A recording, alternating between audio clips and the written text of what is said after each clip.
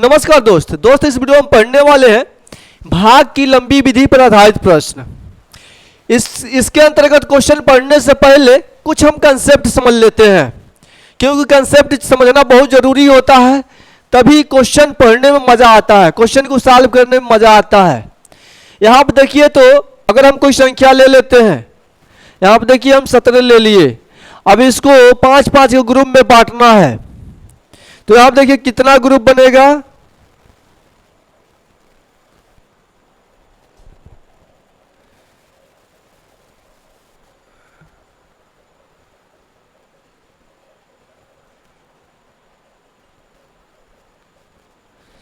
यहां पर देखिए तो 5-5 के ग्रुप जब बनाते हैं 17 को, तो 3 बनता है ग्रुप और 2 बच जाता है।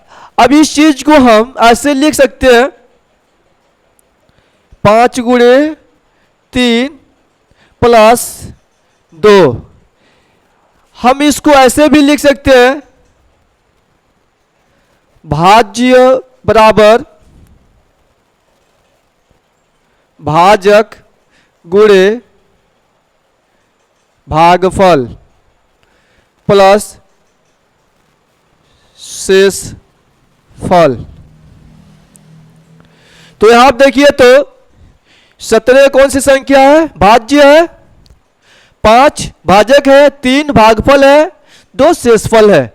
अब इसी के आधार पर जो हम क्वेश्चन पढ़ने वाले हैं, इसी के आधार पर बेस होंगे, इसी के अकॉर्डिंग उन क्वेश्चनों को सॉल्व करना हम सीखेंगे। तो चलिए प्रश्न की तरफ हम चलते हैं। अब हम इस प्रश्न को देखेंगे। यह प्रश्न क्या कह रहा है, 1265 में किस संख्या से भाग दें कि भागफल 84 तथा शेषफल 5 प्राप्त हो। ठीक है, कह रहा है किस संख्या से भाग दें कि भागफल 84 तथा शेषफल 5 प्राप्त हो। तो यहां पर देखिए तो भाज्य बराबर भाजक गुणे भागफल प्लस शेषफल। अभी हम लोग इसको पढ़े हैं, भाजक हमको याद करना है, तब क्या होगा, भाज्य माइनस शेषफल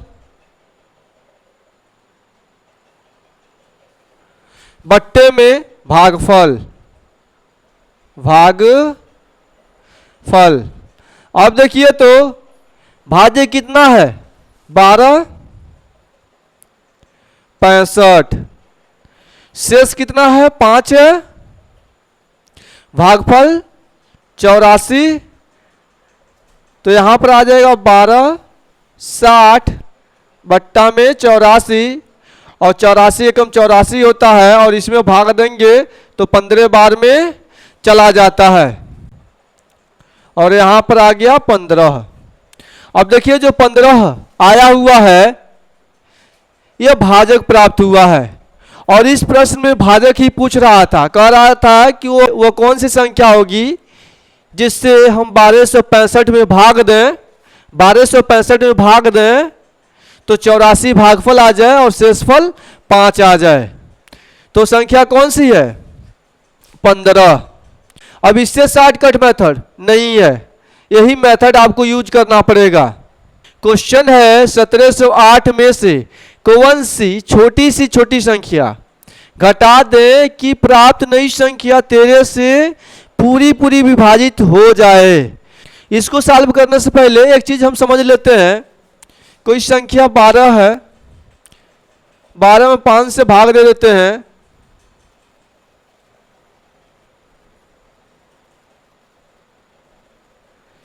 तो शेष 2 बच जाता है।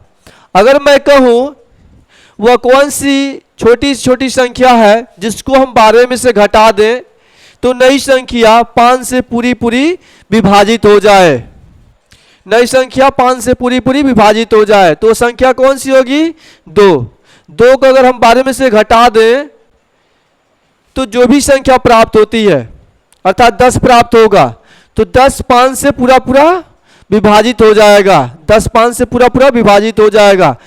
इसी तरह इस प्रश्न को हल करेंगे। 1708 को भाग देंगे 13 से, 13 कम 13 बचा 4, 0 उतारेंगे, 13 39 बचा 1, 8 उतार लेंगे,